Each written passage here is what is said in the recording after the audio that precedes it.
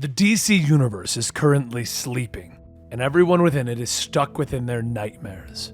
But one man is awake.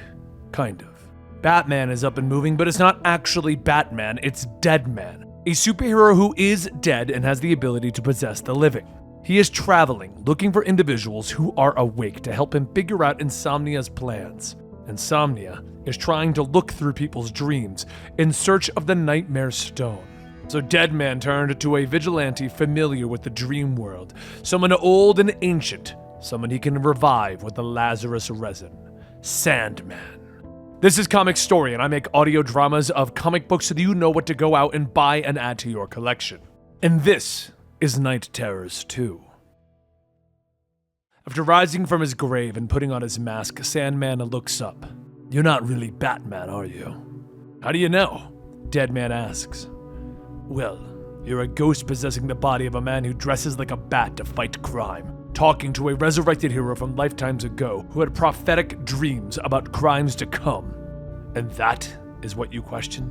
And I still don't know why I was resurrected in the first place. There's a mention of a man named Insomnia." Deadman begins to explain what has happened, how the world was hit by a nightmare blast in search of an item called the Nightmare Stone, and while inside of Insomnia, there were glimpses of Sandman inside. Do you have any idea why? Sandman sighs. "I remember the Nightmare Stone. It was a bad case, one that haunted me. At first, it was a cult who worshipped some god of nightmares, you know the kind, all about sex and money. And then it took a nasty turn. It was supposed to be a sacrifice, but I stopped it just before the leader could commit the act. However, I was wrong on who the leader was. Turns out the one being sacrificed was the real leader, and he finished the job. So, there it was. It looked like a head of nightmares itself. It slowly manifested. You could feel the power coming out of it. The issue they ran into is that the death potion was a dud. The only thing that they were sacrificing was a headache the next morning. And the one lone sacrifice, well, that wasn't enough to make the stone real. And soon, it was gone. I saw many things with the Justice Society, but there was something about this case. Dr. Fate once told me that an item that could bridge the dreams and waking world was dangerous, and it should never fall into the wrong hands." Deadman looks at him. "All right, that should give me enough to work with. Now let's get you back in the grave before you start craving brains. Didn't you hear me? That case has haunted me. I have a certain responsibility to finish this." "Fine, but I don't really know where to go next." At that moment, the Batmobile receives a transmission asking for help at Terrific Tech, asking if any heroes are still awake, and if they are, please respond. So the plot thickens. Sandman and Deadman get into the Batmobile. "What about the cult? Are there any members alive?" "That was ages ago. They would all be long dead by now. But the leader did in fact have an heir, and though he may be old, he dreamed of his youth and wealth. And then we find him, surrounded by gold and luxury. One of his masked servants begins to pour a glass of wine, asking, 'Sir, may I ask a question?' 'You dare speak to me! I will have your head for this!' But Insomnia pulls off his mask. 'Who doesn't love a man who jumps right to executions? This is a fancy dream. Your old man would be proud.' The young man says that his father has been dead for almost 80 years, and Insomnia says, 'Your daddy attempted to capture a piece of living horror. Where is it? Where is the Nightmare Stone?' 'All right, fine, I'll play along, dream guy. I spoke to mediums and mystics. No one ever knew.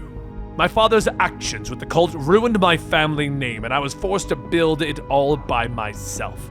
Oh, I'd imagine the $20 million trust fund he left behind had nothing to do with that. Your father only wanted the stone to increase his wealth. So, if you want money, have at it.' Insomnia begins to force feed the young man bags of gold coins over and over, until finally his body explodes with wealth. With another dead end, Insomnia sighs. 'It's not here. Where did you hide it, John D? Sleepless nights. Find Deadman. Maybe my new partner is having more luck finding it.' A short while later, over at Terrific Tech, Red Tornado rushes in asking, 'Batman, how are you awake?' And when Deadman tells him that it's him, Red Tornado is taken back. Geez, don't look too disappointed, Red Tornado. It's not that. We just need all the help we can get right now, and with most every person asleep, the world has been thrown into chaos. As Red Tornado leads Deadman and Sandman into the next room, Mr. Terrific floats in a tube, and Red Tornado says that even the smartest man fell victim to the attack. But it's much worse than this. These readings show that everyone's minds are sinking deeper and deeper into their comas. The longer the world spends in the nightmare realm, the less connection they all have to their bodies. Eventually, there won't be anyone left to wake up. Deadman thinks about it. Insomnia was freed from the nightmare realm. It must have released a lot of nightmare energy. But he wanted this so he could be searching for the nightmare stone. Then he shakes his head. This is too much for me. I'm just a ghost, and before that, a trapeze artist. I'm not really the type to save the... But that's when he suddenly screams, falling to his knees. Sandman runs over asking, "What's wrong?" Deadman gets up explaining that when he tried to enter Insomnia's body, it left the two of them connected, and Deadman can see Insomnia's nightmares. Soon there's a shift, and Deadman is brought into Insomnia's dreams, or rather, his past, just before the Lazarus rain fell, just before he got his powers.